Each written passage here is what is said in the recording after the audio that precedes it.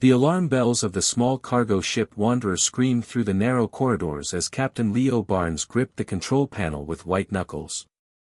Red warning lights flashed across his weathered face, casting dancing shadows in the cramped cockpit. Outside the viewport, 3 massive alien warships surrounded his tiny vessel like wolves circling a rabbit. "This is Captain Leo Barnes of the merchant vessel Wanderer," he spoke into his communication device, trying to keep his voice steady. "I repeat, we are a civilian trading ship. We got lost in a solar storm and accidentally entered your space. Please allow us to leave peacefully." The response came in a voice that sounded like grinding metal mixed with the hiss of steam. "Human vessel, you have violated the sacred borders of the Volari Empire. Prepare to be boarded. Any resistance will result in your immediate destruction." Leo looked at the scanner readouts showing the 3 ships that dwarfed his small freighter. Each Volari warship was the size of a city, covered in weapon ports that glowed with deadly energy. His own ship barely qualified as a proper spaceship, it was more like a flying truck designed to carry supplies between human colonies. "Tom, shut down all systems except life support," Leo called to his engineer, a young man with oil-stained coveralls who was frantically working at a repair station. "Already on it, Captain," Tom replied, sweat dripping from his forehead. "But those energy readings are off the charts. One shot from those ships would turn us into space dust." The ship shuddered as a tractor beam locked onto the hull. Through the viewport, Leo watched as the largest Volari vessel grew bigger and bigger until it filled his entire view. The ship's hull was a dark purple metal that seemed to absorb light, covered with strange symbols that glowed with an inner fire. "Well, boys," Leo said to his small crew of 3, "looks like we're about to meet our neighbors. Remember what they taught us at the academy: be polite, be honest, and don't give them any reason to think we're a threat." The docking process was surprisingly gentle. Leo had expected the aliens to ram their ship or tear it apart, but instead they guided the Wanderer into a huge hangar bay with careful precision.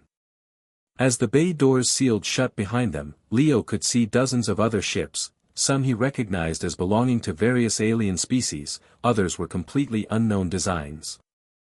"At least we're not the only prisoners," muttered Sarah, his navigator, as she peered out at the collection of captured vessels.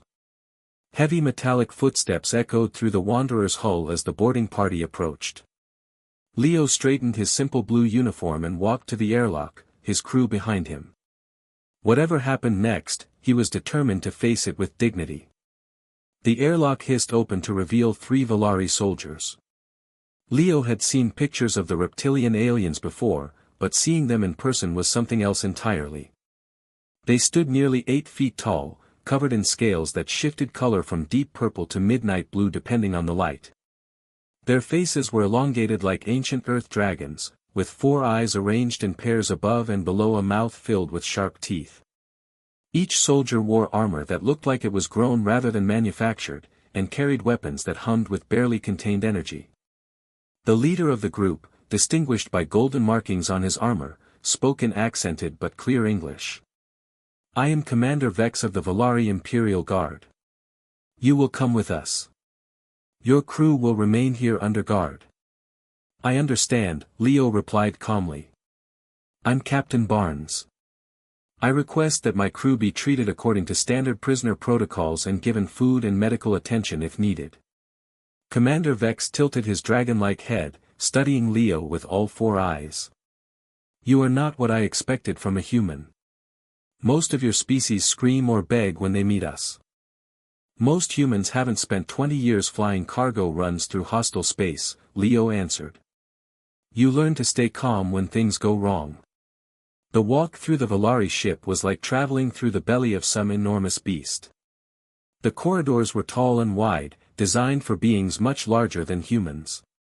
The walls curved organically, covered in the same dark metal as the ship's exterior. Strange lights pulsed along the ceiling in patterns that seemed almost alive.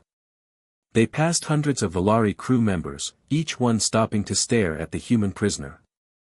Some looked curious, others showed open hostility, but all of them watched Leo with intense interest. He kept his head up and his pace steady, refusing to show fear or weakness. Your species has a reputation among the galaxy's races, Commander Vex said as they walked. Some say humans are clever but weak. Others claim you are dangerous beyond your apparent abilities. The Queen will decide which is true. The Queen? Leo asked. Queen Zara, ruler of the Valari Empire, conqueror of 1,000 worlds, she who brings the night, Vex replied with obvious reverence. She has requested to see you personally. This is a great honor. Most prisoners are simply processed and sent to the work camps. They entered an elevator that rose through the ship for what felt like several minutes. When the doors finally opened, Leo found himself in an antechamber that took his breath away. The room was vast, with a ceiling that disappeared into shadows high above.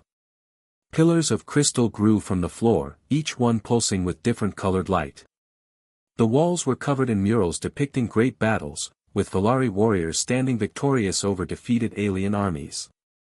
Wait here, Vex commanded, gesturing to a spot in the center of the room.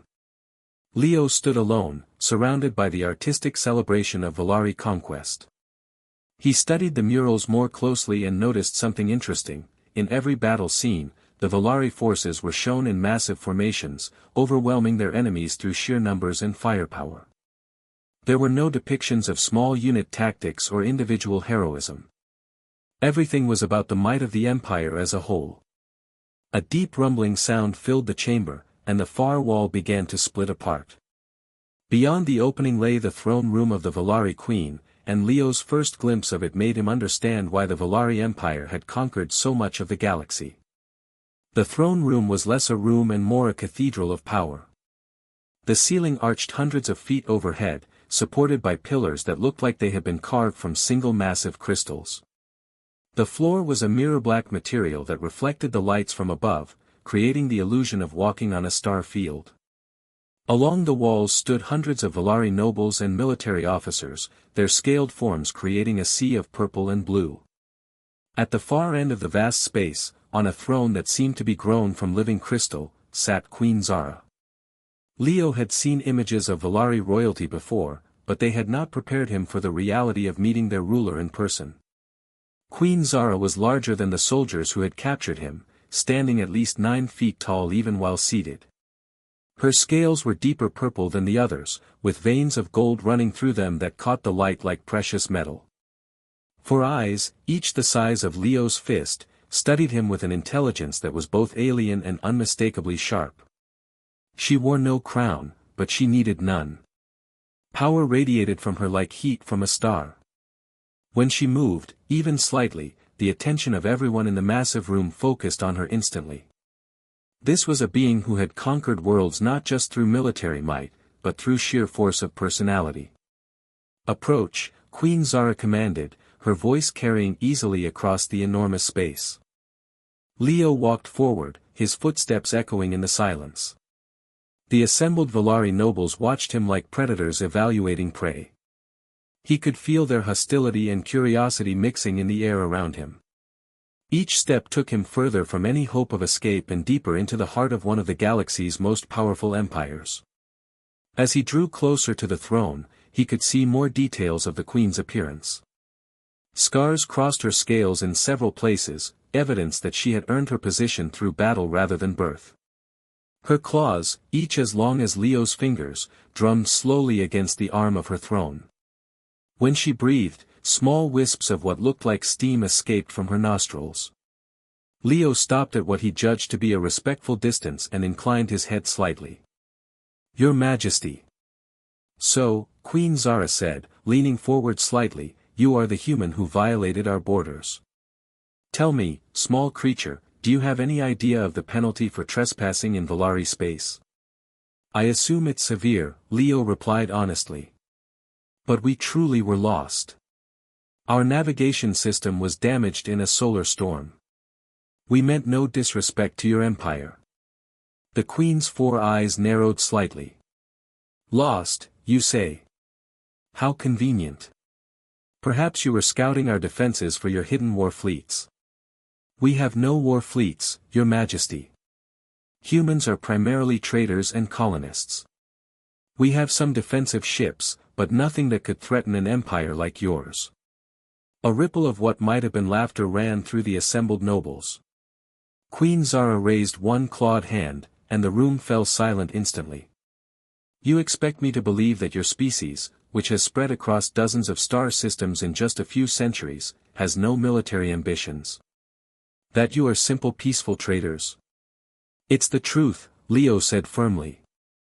We explore because we're curious. We trade because we need resources from different worlds to survive. We fight only when we have to defend ourselves. Queen Zara stood slowly, her full height making Leo feel like a child standing before an adult. She began to descend the steps of her throne, each footfall ringing against the crystal floor. Do you know what makes your species so frustrating to deal with, human? You are weak individually, your ships are primitive, your weapons are outdated, and yet somehow you continue to spread across the galaxy like some unstoppable force. How do you explain this? Leo considered his answer carefully. Maybe it's because we don't try to conquer everything we meet. We try to understand it instead. The queen stopped directly in front of him, close enough that he could see his reflection in her golden veined scales. The temperature seemed to drop several degrees. Understanding, she repeated slowly. An interesting concept. Tell me, human, what do you understand about power?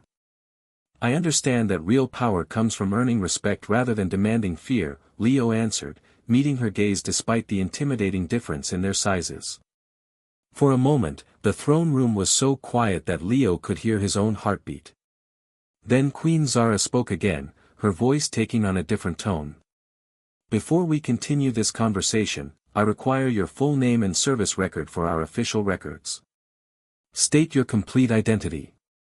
Leo straightened slightly. Captain Leo Barnes, formerly of the Human Defense Corps, service number HDC 2847, currently licensed merchant captain operating out of New Geneva Colony. The effect of his words was immediate and dramatic. Queen Zara went completely still, as if someone had turned her into a statue.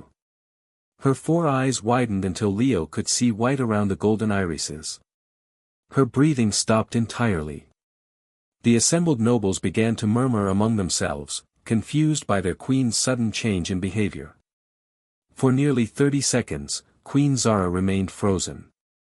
Then, in a voice so quiet that only Leo could hear it, she whispered, "This can't be best." The words hit Leo like a physical blow. Suddenly, fragments of memory began flooding back, a battle from decades ago, a young Volari commander who had pursued his damaged ship through an asteroid field, the desperate fight to protect a colony of refugees.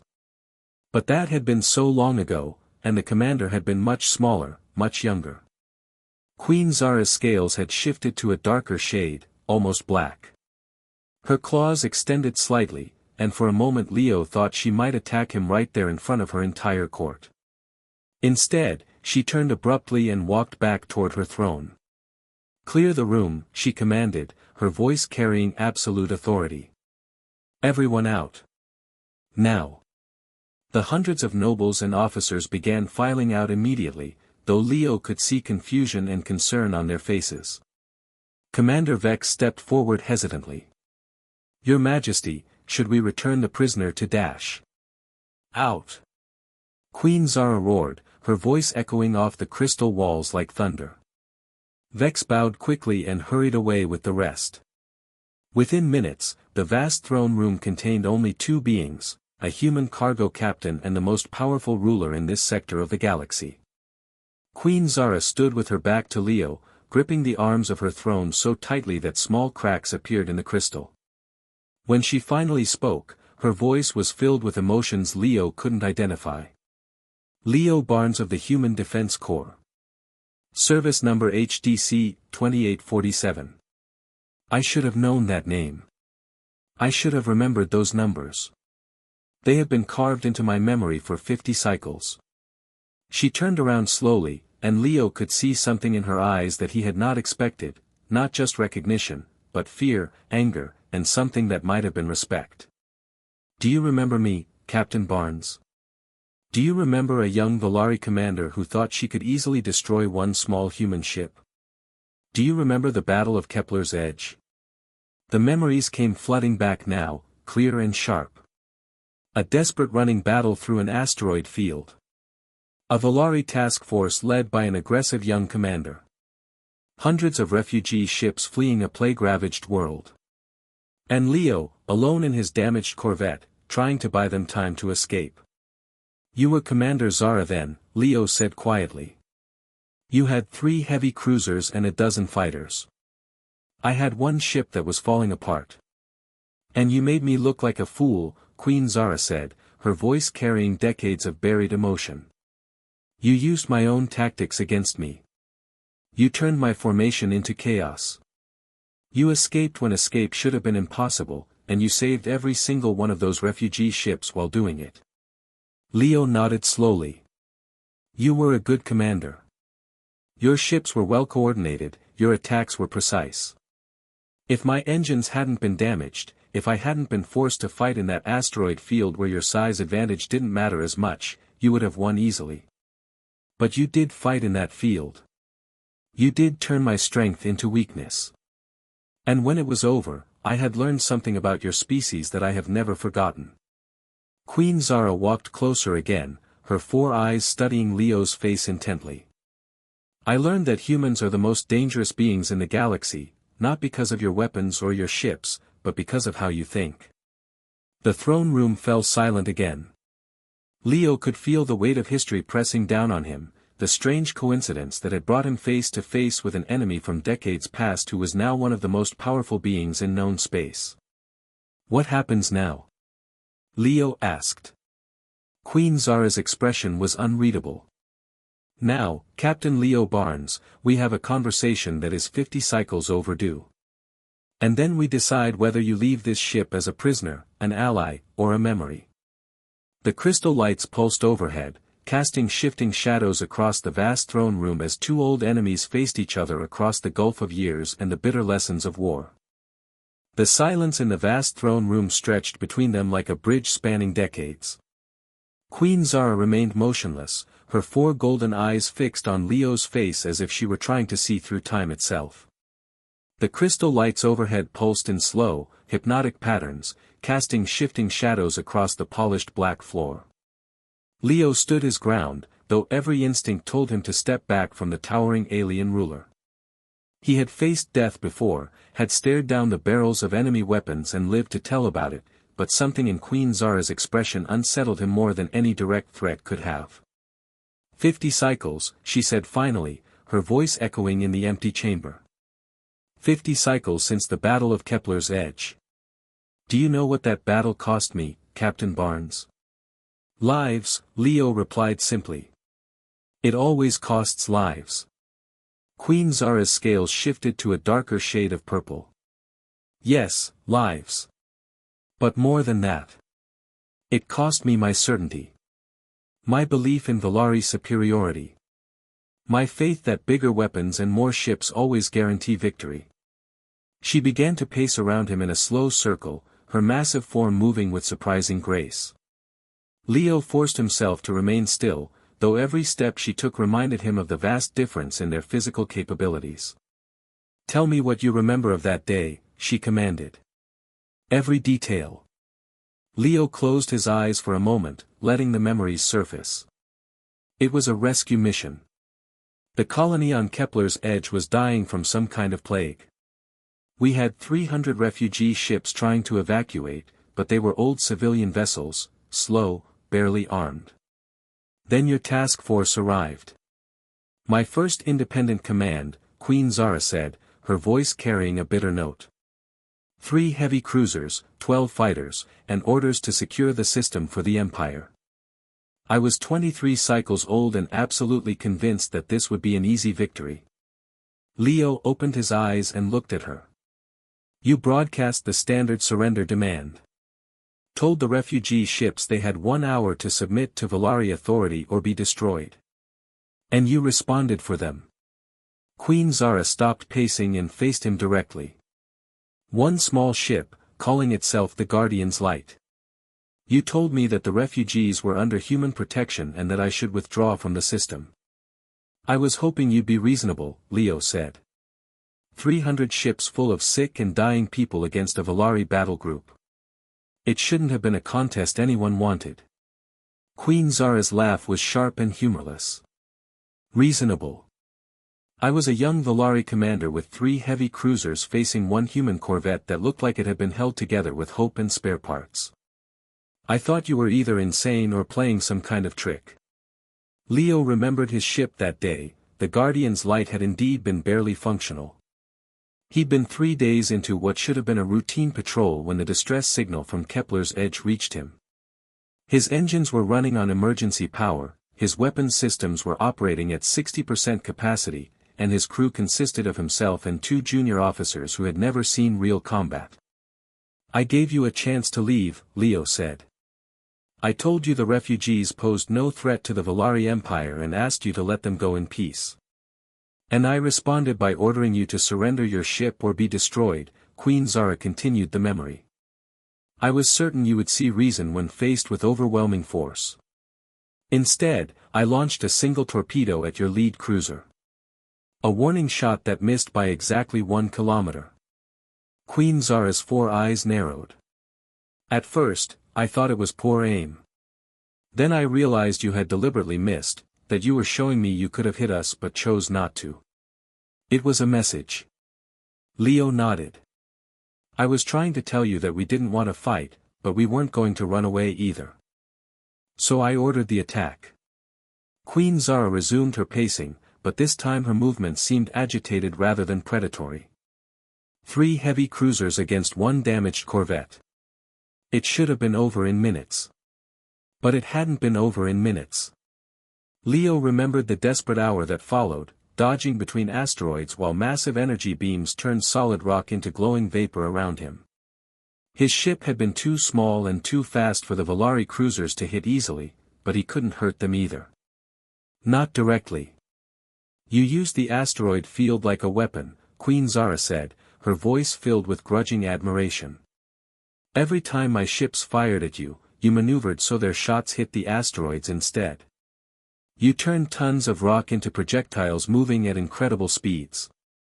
"It was the only chance I had," Leo replied. "Your ships were too heavily armored for my weapons to penetrate, but they were also too big to maneuver quickly in a dense asteroid field. You made my size advantage into a weakness." Queen Zara stopped pacing again and stared at him. "For the first time in my life, I was commanding superior forces and losing." Leo remembered the moment when he realized his tactics were actually working. One of the Valari cruisers had been forced to retreat after taking heavy damage from asteroid impacts. The fighters couldn't operate effectively in the dense field. And the refugee ships were safely escaping while the battle raged. "But that wasn't the worst of it," Queen Zara continued. "When my tactical officer suggested we withdraw and call for reinforcements, you did something that changed everything." Leo smiled slightly at the memory. "I contacted you directly on a private channel." "Yes. In the middle of a battle where you were barely surviving, you offered me a deal." Queen Zara's scales had shifted to an almost black color now. "You said if I let the refugee ships escape, you would surrender your ship and crew to me." "It seemed fair," Leo said. "The refugees were innocent. My crew and I knew the risks when we took the job." "Fair." Queen Zara repeated the word as if it tasted strange. "Do you know what my response should have been? What any proper Valari commander would have said?" Leo shook his head. "I should have laughed at you. I should have told you that I would destroy your ship and capture the refugees anyway. I should have proven Valari's superiority through force." Queen Zara's voice grew quieter. "Instead, I found myself considering your offer seriously." "You agreed to it," Leo said. "You gave your word that the refugee ships could leave safely if I surrendered. And you believed me." A human captain, outgunned and outnumbered, trusted the word of a Valari warrior he had been fighting against. Queen Zara shook her head slowly. "No one in my fleet could understand why you would do such a thing." Leo remembered the long moment of silence on the communication channel before Queen Zara had given her answer. He had gambled everything on the hope that even enemy commanders could be honorable. But I didn't surrender, Leo said. Queen Zara's expression became unreadable. No. You didn't. Because just as I was preparing to accept your offer, my ships detected something that changed the entire situation. A Reaper scout ship entering the system, Leo said grimly.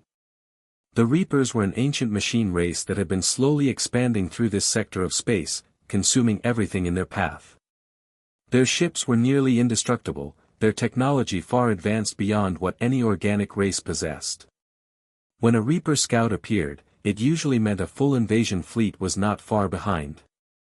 My tactical officer informed me that the Reaper ship would reach the refugee convoy in approximately 40 minutes, Queen Zara said. Long before they could escape the system. And Reaper ships don't take prisoners, Leo added. No. They simply consume everything organic they encounter. 300 ships full of sick refugees would have been defenseless against even one Reaper scout. Queen Zara began pacing again, her movements more agitated than before. I faced a choice that no amount of military training had prepared me for. Leo remembered his own thoughts in that moment. The refugee ships were too slow and too vulnerable to escape a Reaper scout. His damaged corvette couldn't fight such an advanced enemy effectively. The Volari cruisers were powerful, but everyone knew that Reaper technology was superior to anything the current galactic races possessed. You made a decision that surprised everyone, Leo said. I ordered my task force to form a defensive line between the Reaper scout and the refugee convoy. Queen Zara's voice carried a note of wonder, as if she still couldn't quite believe her own actions. I committed 3 Volari heavy cruisers to protecting ships that I had been trying to capture just minutes earlier. And you asked me to help. I asked you to coordinate the defense. You knew those refugee ships better than anyone, and you had already proven that you could think tactically under pressure. Queen Zara stopped pacing and looked directly at Leo. Do you know what it cost me to make that request? To admit that I needed help from a human captain? Leo could imagine. The Volari were proud, convinced of their own superiority. For a young commander to ask for assistance from a member of what they considered a lesser species must have been humiliating. We held them off, Leo said simply. We held them off, Queen Zara agreed. For 6 hours, 2 damaged human corvettes and 3 Volari heavy cruisers fought against technology that should have overwhelmed us easily. We lost one of my cruisers and your escort ship, but we bought enough time for the refugees to escape. The battle had been unlike anything Leo had ever experienced. The Reaper scout ship seemed to anticipate their every move, adapting its tactics faster than any organic crew could match. But somehow, through a combination of Volari firepower and human unpredictability, they had managed to keep it busy until the last refugee ship jumped to hyperspace. When it was over, when the Reaper finally withdrew, you did something that I still don't understand, Queen Zara said. You thanked me. You saved 300,000 lives, Leo replied. Why wouldn't I thank you? Because I was your enemy. Because I had come to conquer that system and make those people slaves of the Empire. Because everything about the situation said you should have hated me. Queen Zara's 4 eyes studied Leo's face intently. Instead, you treated me like an ally who had fought beside you. You were an ally, Leo said. When it mattered, when innocent lives were at stake, you chose to protect them instead of conquering them. That meant something. Queen Zara was quiet for a long moment. When she spoke again, her voice was softer than before. After you left that system, after your damaged ship limped away into hyperspace, I submitted my report to the Empire. I told them about the Reaper Scout, about the tactical challenges we had faced, about the casualties we had suffered. But I didn't tell them about you. Why not? Because I knew what they would say. That I had been weak. That I should have destroyed the refugees and captured you regardless of the Reaper threat. That I had chosen alien lives over Volari conquest. Queen Zara's scales shifted to a deep blue color. So I classified the entire encounter and buried it in the military archives. Leo nodded slowly. He had wondered why no Volari forces had ever come looking for him after that battle. But I couldn't forget, Queen Zara continued. Every night when I tried to sleep, I thought about that battle. About how a single human in a damaged ship had outmaneuvered my entire task force. About how you had been willing to sacrifice yourself to save people you didn't even know. About how you had trusted my word even though we were enemies. What did you do? I studied everything I could find about human military tactics. I read every report of human actions in combat. I tried to understand how your species thinks, how you fight, how you make decisions. Queen Zara's expression grew distant. And the more I learned, the more I realized how dangerous humans truly are. Leo frowned. Dangerous? We're one of the smaller galactic powers. Our technology is decades behind most major races. Exactly. Queen Zara's 4 eyes focused on him intently. You achieve impossible things with inferior resources. You win battles you should lose. You make alliances where others make enemies. You solve problems that more advanced races can't even understand.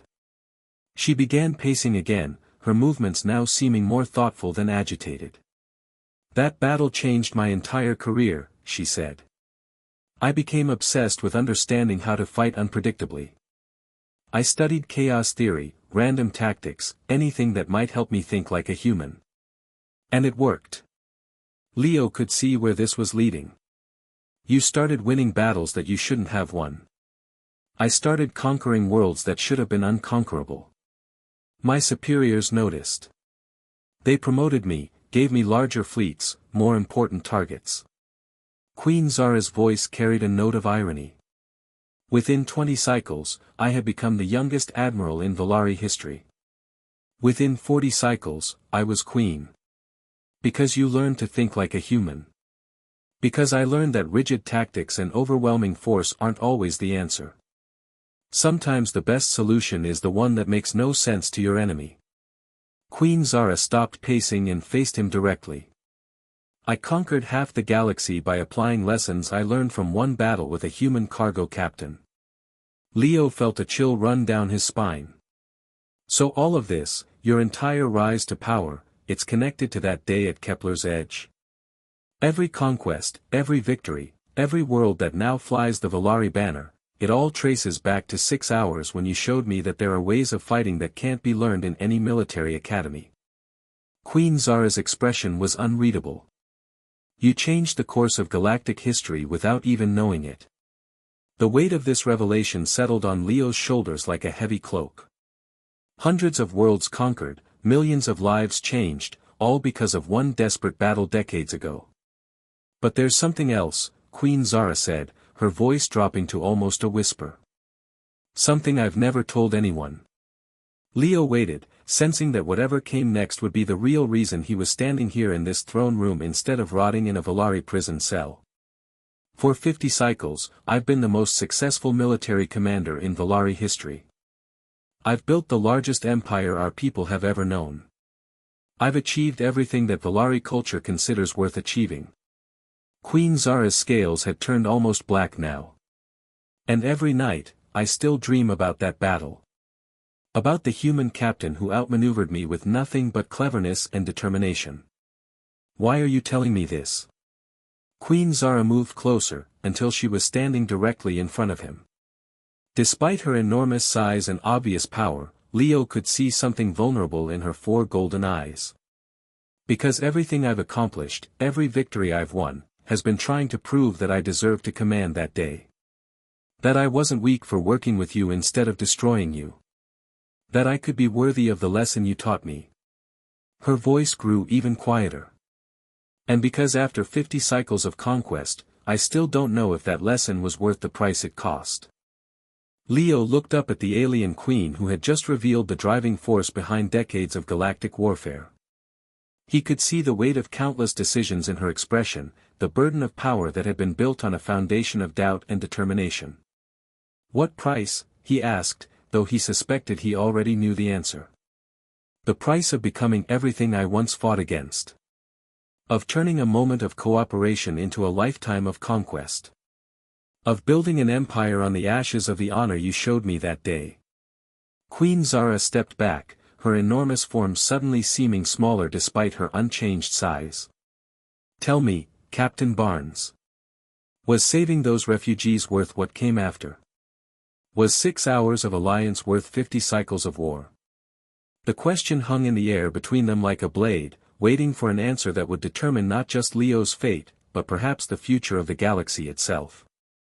Leo stood in the vast crystal throne room, feeling the weight of Queen Zara's question pressing down on him like the gravity of a massive planet.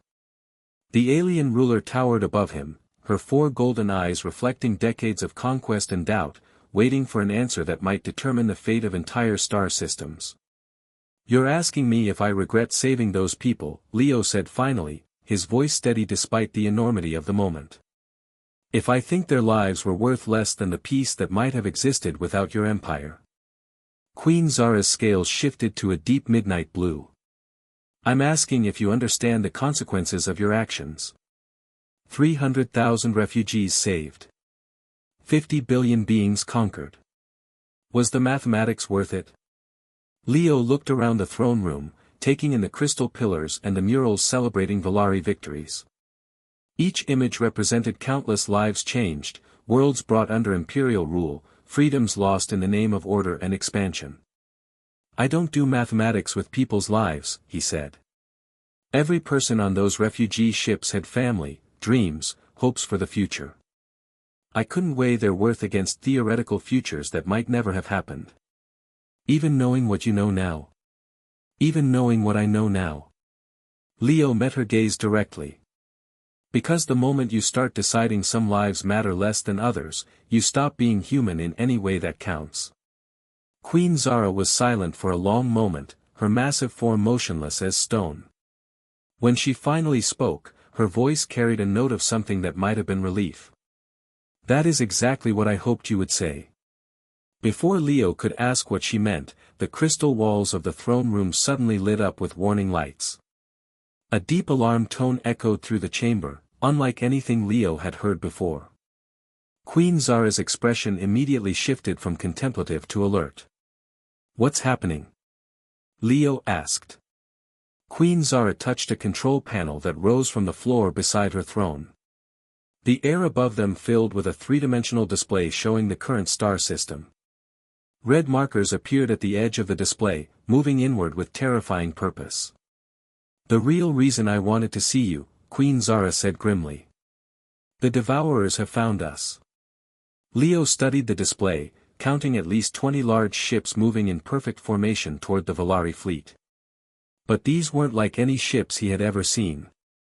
They appeared to be made of some dark material that seemed to absorb light, and their movement patterns were too precise, too coordinated to be controlled by organic beings. Machine ships, he said. An entire invasion fleet. They've been moving through this sector for the past 10 cycles, consuming everything in their path. Entire civilizations have simply vanished, no survivors, no wreckage, nothing left behind but empty space. Queen Zara manipulated the display, showing Leo tactical information about the approaching threat. The numbers were staggering. Each Devourer ship was larger than a Valari heavy cruiser, and their technology readings were far beyond anything the current galactic races possessed. How long until they reach us? Approximately 4 hours. My fleet is strong, Captain Barnes. We have 50 heavy cruisers, 200 fighters, and the most advanced weapons in the Valari arsenal. Under normal circumstances, we could defeat any force in the galaxy. Queen Zara's expression was grim. These are not normal circumstances. Leo studied the tactical display more carefully. The Devourer ships moved in perfect geometric formations, their courses plotted with mathematical precision. Everything about their approach suggested a collective intelligence that could predict and counter traditional military tactics. You fought them before. 3 times. Each battle followed the same pattern. We arranged our fleets in standard formation, attacked with maximum firepower, employed every tactical doctrine in our military database. Queen Zara's scales had turned almost black. Each time, we were defeated completely. The Devourers anticipated every move, countered every strategy, adapted to every weapon we used against them. What makes you think this time will be different? Queen Zara turned to face him directly, and Leo saw something in her 4 eyes that he recognized from their long-ago battle, desperation mixed with determination. Because this time, I have the one thing my empire has never possessed. The one tactical advantage that no amount of firepower or advanced technology can replace. Which is human unpredictability. The words hung in the air between them like a bridge across decades of history. Leo understood now why he was standing in this throne room instead of a prison cell, why Queen Zara had revealed the connection between their past encounter and her rise to power. You want me to help you fight them? I want you to do what you did 50 cycles ago at Kepler's Edge. I want you to take an impossible situation and find a solution that makes no logical sense. Queen Zara gestured toward the tactical display. My fleet can provide the firepower, but I need human creativity to tell us how to use it. Leo stared at the approaching Devourer ships, his mind already beginning to work on the tactical problem. 20 machine ships with superior technology against 50 Volari cruisers with conventional weapons. The mathematics were clear: in a direct confrontation, the Volari would lose badly. What do you know about how they fight? Queen Zara manipulated the display to show recordings from previous battles. Leo watched as Volari fleets engaged the Devourers in classic military formations, only to be systematically destroyed by an enemy that seemed to know their every move in advance. They're predictive, he said after studying the recordings. They analyze our patterns and counter them before we can adapt. Any strategy that follows standard military doctrine will fail. Exactly. Which is why I need someone who doesn't think in standard military terms. Leo continued studying the battle recordings, looking for weaknesses or patterns that might be exploited. The Devourer ships were powerful and well coordinated, but there was something about their perfection that suggested a potential vulnerability. They're too organized, he said finally. Queen Zara tilted her massive head. Explain. Look at their formations. Every ship in exactly the right position, every movement calculated for maximum efficiency. It's beautiful, but it's also rigid. Leo pointed at specific elements in the display. They're optimizing for perfect tactical coordination. That might make them vulnerable to chaos. What kind of chaos? Leo's mind raced through possibilities, combining his knowledge of human tactical flexibility with what he could see of Volari military capabilities. Slowly, an idea began to form, not a plan in the traditional sense, but a framework for controlled unpredictability. How many small ships do you have? Fighters, scouts, anything fast and maneuverable. Approximately 300, but they're no match for Devourer firepower. They don't need to be. They just need to be confusing.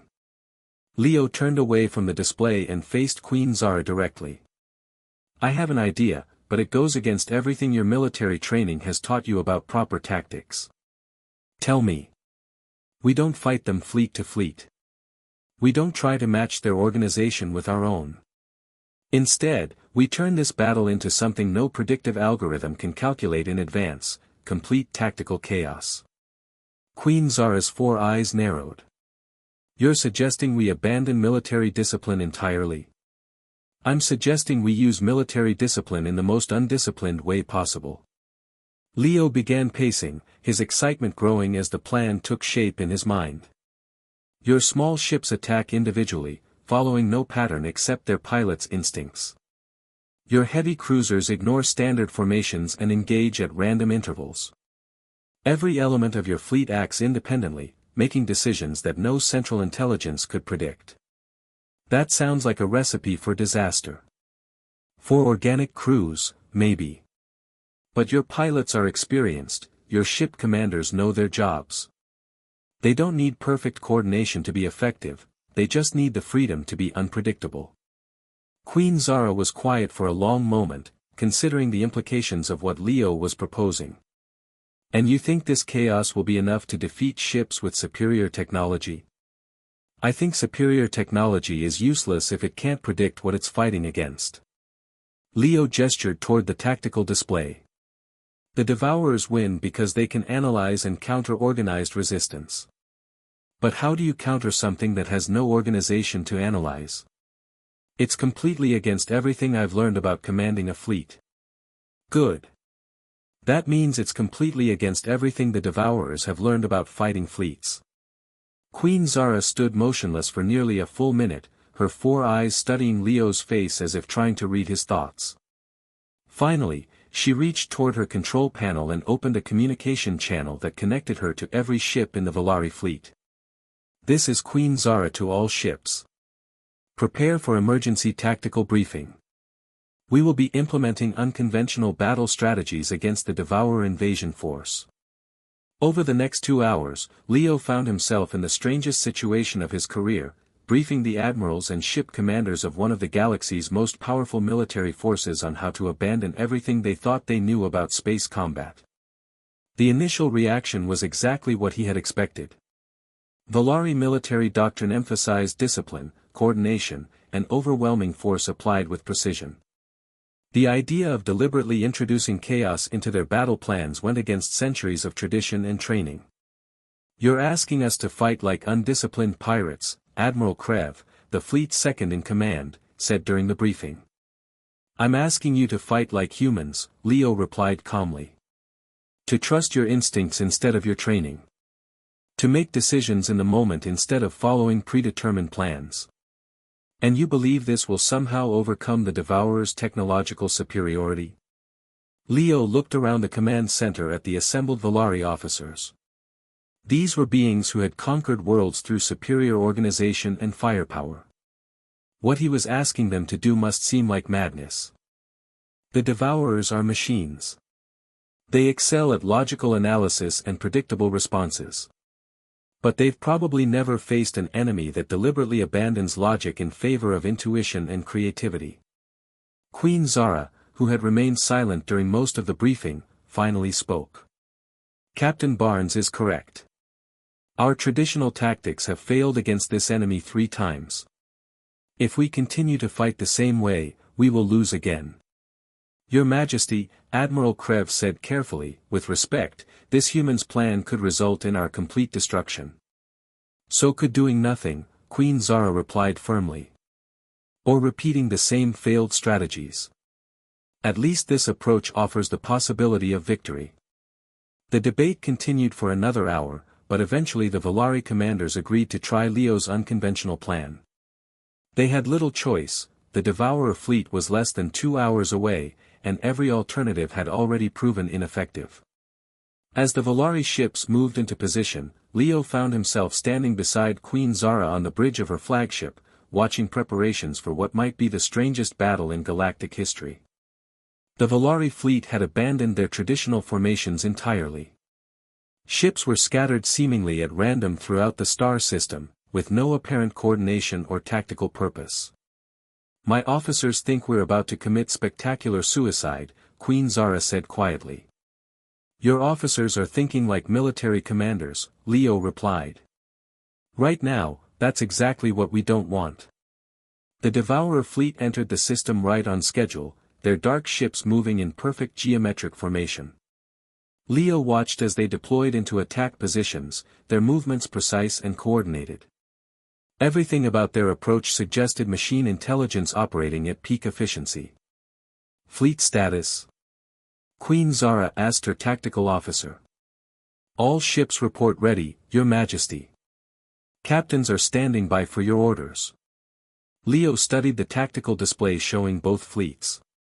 The Devourer ships had arranged themselves in a classic encirclement pattern, designed to trap and destroy the scattered Volari vessels with concentrated firepower. "Don't give them orders," Leo said. Queen Zara looked at him sharply. "What? Don't give them specific orders. Just tell them to engage the enemy however they think best. Let them make their own decisions about when to attack, which targets to choose, what tactics to use." Queen Zara stared at him for a moment, then opened the fleet communication channel. "All ships, this is the Queen. Engage the Devourer fleet. Use your best judgment. End transmission." The effect was immediate and dramatic. Instead of moving in coordinated waves, the Valari ships began attacking individually, each following its commander's instincts. Some charged directly at the enemy. Others tried to flank around the Devourer formation. A few held back, waiting for opportunities that only they could see. The Devourer ships responded exactly as Leo had hoped they would, with confusion. Their perfect formation began to waver as they tried to counter attacks coming from multiple directions with no discernible pattern. Ships that had been programmed to respond to logical tactics found themselves facing illogical ones. "It's working," Queen Zara said with amazement in her voice. The battle that followed was unlike anything in recorded military history. Valari fighters buzzed around the larger Devourer ships like angry insects, striking and retreating with no apparent coordination. Heavy cruisers engaged in individual duels, abandoning formation discipline in favor of personal initiative. Support ships improvised tactics on the spot, doing whatever seemed appropriate at the moment. The Devourers, designed to counter organized resistance, found themselves unable to predict what the Valari fleet would do next. Every time they adapted to counter one attack pattern, a different ship would try something completely different. Their superior technology became irrelevant when they couldn't effectively target an enemy that refused to fight according to any recognizable doctrine. "Devourer command ship is taking heavy damage," the tactical officer reported. "How is that possible?" Admiral Krev asked from his position at the secondary command station. Leo watched the display with growing excitement. "Because 3 of our cruisers happened to attack it from different directions at the same time. Not because they planned to coordinate their assault, but because they all independently decided it looked like a good target. Accidental coordination. The most effective kind. The Devourers couldn't predict it because we didn't plan it." The battle continued for nearly 3 hours, with both sides taking heavy casualties. But gradually, the Valari fleet's chaotic tactics began to wear down the Devourer's ability to respond effectively. Machine intelligence, for all its computational power, couldn't adapt fast enough to counter pure randomness. When the last Devourer ship finally exploded in a brilliant flash of light, the Valari fleet found itself victorious, not through superior firepower or advanced technology, but through the simple application of organized chaos. "Incredible," Queen Zara said as she studied the battle reports.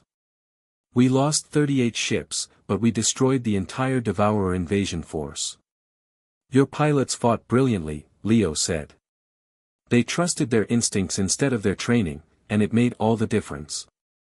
Queen Zara turned to face him, and Leo could see something new in her 4 golden eyes, not just gratitude, but a kind of understanding that hadn't been there before. "You've given me another lesson, Captain Barnes. Perhaps more valuable than the first one." "What's that?" "That true strength doesn't come from conquest or control. It comes from trusting the people under your command to make the right decisions when it matters most." Leo nodded. "Military discipline has its place, but so does creative thinking. The best commanders know when to use each."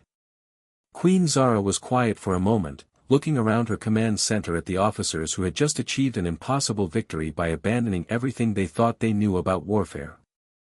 "I have a proposition for you," she said finally. "I'm listening." "Command a joint human Valari fleet. Help me build a military force that combines Valari strength with human creativity. Together, we could defend this entire sector against threats like the Devourers." Leo considered the offer carefully. It was tempting, the chance to help shape the future of galactic defense, to work with advanced technology and powerful ships, to make a real difference on a massive scale. "I appreciate the offer," he said finally. "But I'm just a cargo captain. I haul supplies between colonies and try to help people who need it. That's what I'm good at, and it's what makes me happy." Queen Zara's expression showed surprise, then something that might have been respect. "You would turn down command of one of the most powerful fleets in the galaxy." "Power isn't what motivates me. It never has been." Leo gestured toward the tactical display still showing the aftermath of their victory. "Today we saved billions of lives by working together.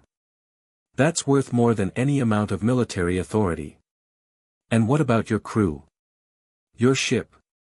I'd like them returned safely, along with passage back to human space. Queen Zara nodded slowly.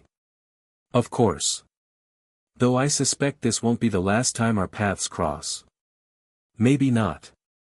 The galaxy has a way of bringing people together when they're needed most. As preparations began for Leo's departure, he found himself standing once again in the crystal throne room where this strange reunion had begun. Queen Zara accompanied him, her massive form somehow seeming less intimidating than it had hours earlier. I have one more question for you, she said as they walked toward the exit. Go ahead.